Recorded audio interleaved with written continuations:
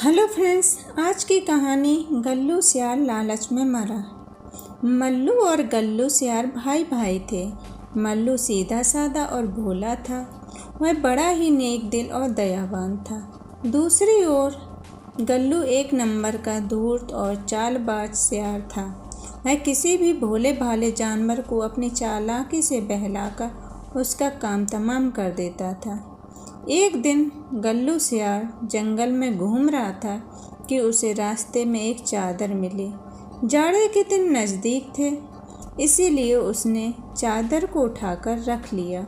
उसके बाद वह घर की ओर चल दिया। अगले दिन गल्लू सियार मल्लू के घर गया। ठंड की वजह से दरवाज़ा खोला, लेकिन जैसे ही गल्लू अंदर जाने लगा तो मल्लू ने दरवाज़ा बंद कर लिया। गल्लू को अपने भाई की यह हरकत बहुत बुरी लगी। उसे अपने भाई पर बड़ा क्रोध आया। भाई के घर से आने के बाद गल्लू नहाने के लिए नदी पर गया। उसको देखकर बड़ा आश्चर्य हो रहा था कि आज सारे छोटे मोटे जानवर बड़े बेफिक्र होकर बिना किसी डर के उसके पास से गुजर रहे थे। उसके पानी में घुसने से पहले जैसे ही चादर को उतारा, उसके आश्चर्य का ठिकाना न रहा। सारे छोटे मोटे जानवर अपनी अपनी जान बचाने के लिए इधर उधर भागने लगे। चारों ओर हाहाकार मच गया। गल्लू को लगा कि जरूर इस चादर का चमत्कार है। उसके मन में विचार आया कि कहीं यह जादुई तो नहीं, जिसको ओढ़ते ही वह अदृश्य हो जाता हो। तभी उसे याद आया कि मल्लू ने भी दरवाज़ा खटखटाने की आवाज़ सुनकर दरवाज़ा खोला और एकाएक बंद भी कर लिया, मानो दरवाजे पर कोई हो ही नहीं। अब उसका शक यकीन में बदल गया और उसे मल्लू पर किसी तरह का क्रोध भी नहीं रहा। वह नहाकर जल्दी से जल्दी अपने भाई मल्लू सियार के पास पहुंचना चाहता था, अतः लंबे डग भरता हुआ उसके घर जा पहुंचा। उसने मल्लू को वह चादर दिखाई और प्रसन्न होते हुए बोला, देखो भाई, इस जादुई चादर को ओढ़ते ही ओढ़ने वाला अदृश्य हो जाता है। मैंने सोचा है कि क्यों न इसकी मदद से मैं जंगल के राजा को मारकर खुद जंगल का राजा बन जाऊं। अगर तुम मेरा साथ दोगे तो मैं तुम्हें महामंत्री का पद दूंगा। भाई गल्लू, मुझे महामंत्री पद का कोई लालच नहीं।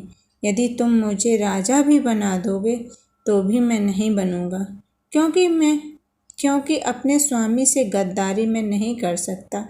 मैं तो तुम्हें भी यही सलाह दूंगा कि तुम्हें इस चादर का दुरुपयोग नहीं करना चाहिए। अपनी सलाह अपने पास ही रखो। मैं भी कितना मूर्ख हूँ जो इस काम में तुम्हारी सहायता लेने की सोच रह बैठा। गुस्से में भुनभुनाते हुए गल्लू सियार वहाँ से चला गया, पर मल्लू सोच में डूब गया। अगर गल्लू जंगल का राजा बन बैठा तब तो अनर्थ हो जाएगा।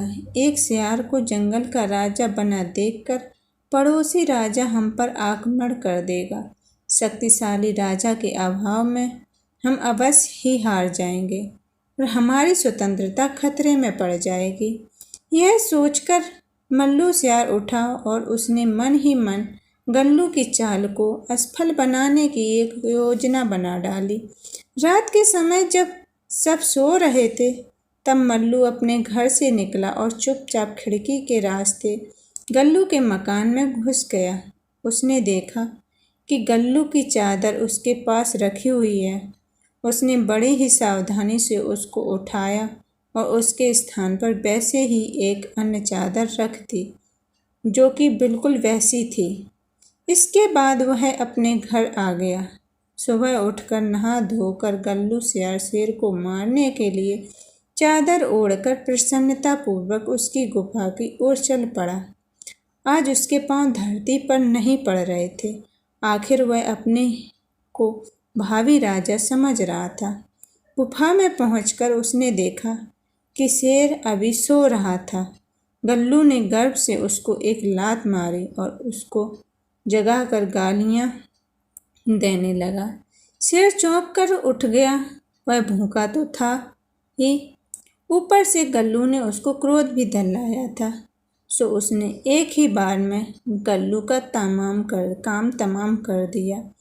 मल्लू सियार को जब अपने भाई की यह खबर मिली तो उसको बड़ा ही दुख हुआ, पर उसने सोचा कि इसके अलावा जंगल की स्वतंत्रता को बचाने का कोई रास्ता भी नहीं था।